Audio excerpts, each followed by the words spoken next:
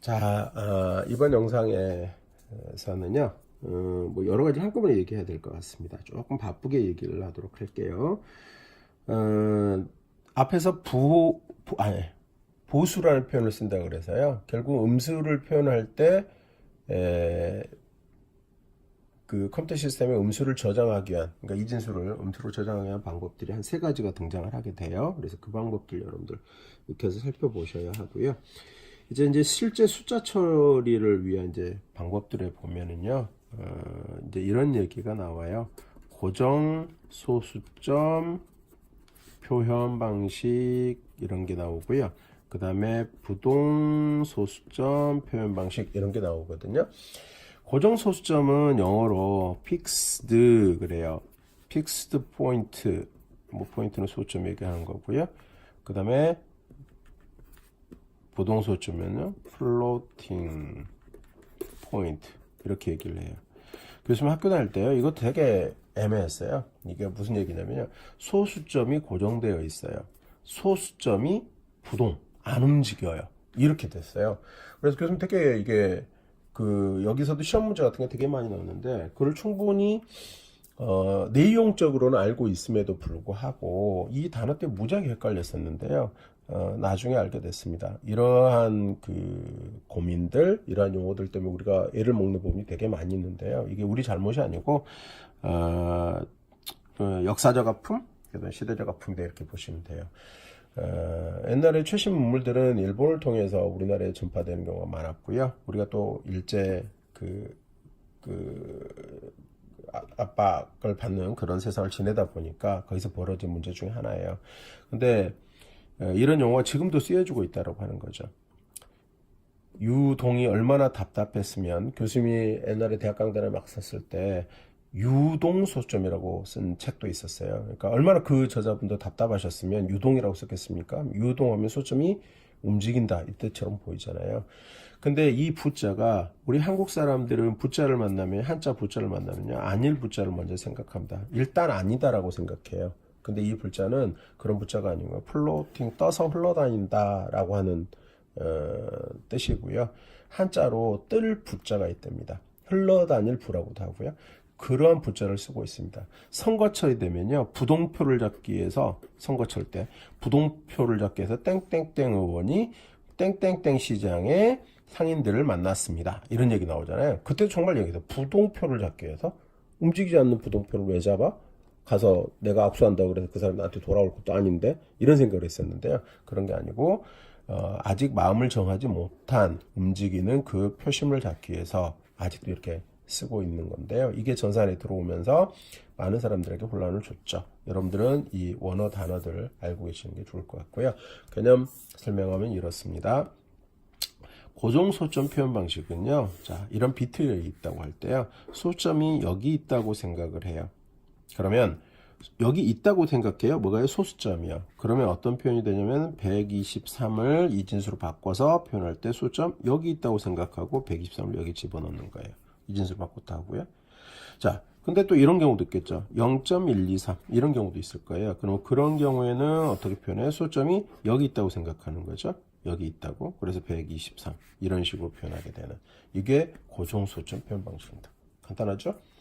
자, 부동 소점 표현 방식은 약간 이제 표현 방법이 여러 가지가 있겠습니다. 자, 어떻게 보냐면요, 우리 0.625라는 숫자가 있다고 한번 생각해 볼까요? 그러면 0.625 이 숫자는요, 곱하기 10의 0승이라는 표현을 쓸 수도 있을 건데, 다른 식으로 하면 625 곱하기 10의 마이너스 3승 해도 위에 것과 같나요? 네, 그렇게 될 것 같고요. 62.5 곱하기 10에 마이너스 2승 해도 이 숫자는 모두 다 같은 게 되죠.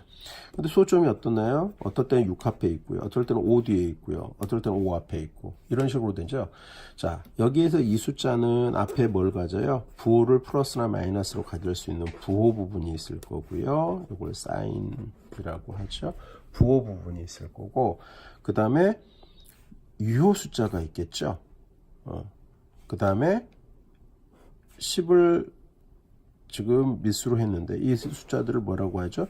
지수라고 하고요. 또 지수들이 플러스나 마이너스를 갖는 그런 형태로 표현될 수 있을 거예요. 그래서 자, 부동소점 표현은 일단 이렇게 개념적으로 설명을 하겠습니다.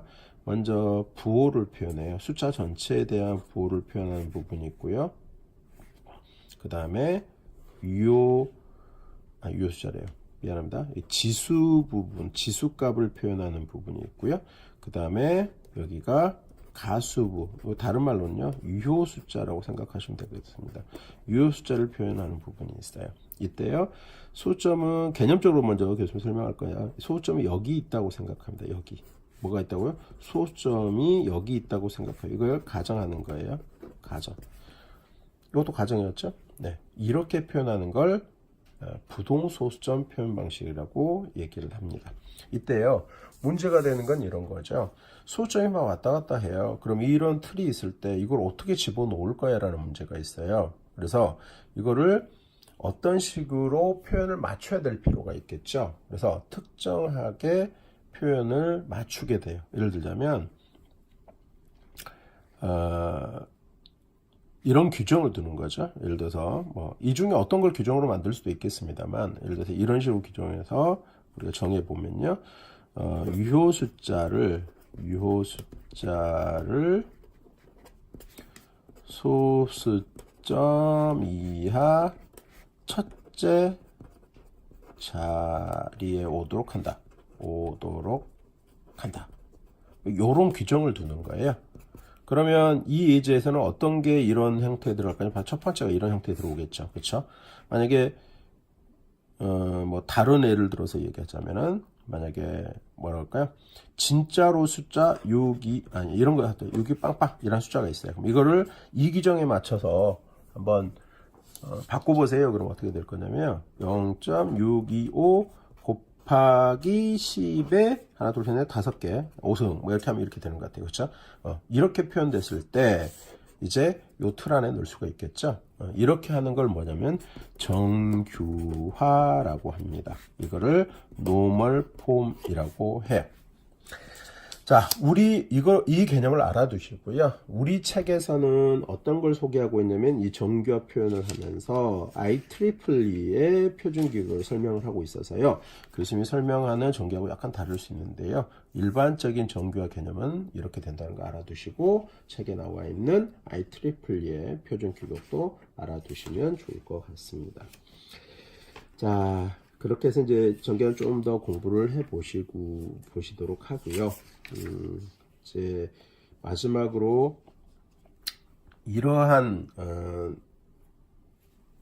숫자 표현들 외에 이제 문자를 표현해야 되는 이제 상황이 되잖아요. 그래서 잠시 앞에서도 문자를 어떻게 표현해라는 게 있었는데요. 이런 문자를 표현하기 위한 노력들 중에 EBCDIC 코드라고 하는 IBM에서 만든 코드 체계가 있었다 그랬는데요. 실제 이제 8비트로 이루어졌던 건데, 실제로 세보니까 영문 숫자 집어넣고, 그 다음에 영문자 숫자 집어넣고, 뭐 제어문자 집어넣어도 이렇게는 뭐 8비트까지 필요 없더라라고 해서 만들어진 게 미국이 아메리칸 스탠다드 이렇게 가거든요. 그래서 이걸 꼭 기억해 두셔야 돼요. 7비트의 영문자들 다 영문자 숫자 이런 것들을 표현할 수 있더라라고 만든 규정, 아스키 코드라고 하는 게 있고요. 이 아스키 코드를 가지고 이제 미국 사람들 쓰는데 문제가 없었겠지만, 추후에 뭐 한글, 한자, 일본어 이런 거 넣으려고 보니까 문자 체계가 너무 다른 거예요. 알파벳은 26자잖아요. 대소문자에도 52자인데.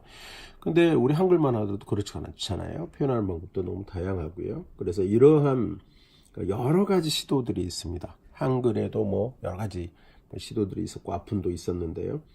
이런 와중에 유니코드라고 하는 게 등장을 해요. 그래서 세계의 여러 공통 이 세계의 모든 그 문자들을 집어넣어 표현하자라고 해서 만들어진 코드가 되겠습니다. 이것은 기본적으로 2바이트로 되어 있어서요. 16비트로 만들어졌다라고 하는 거 알아두시고요. 요즘에는 이제 뭐 가변적인 1에서 뭐 4바이트까지 왔다 갔다 하는 UTF-8이라고 하는 코드 체계가 있어요. 그것도 알아두실 필요가 있겠습니다. 오늘 영상 여기서 마치겠습니다.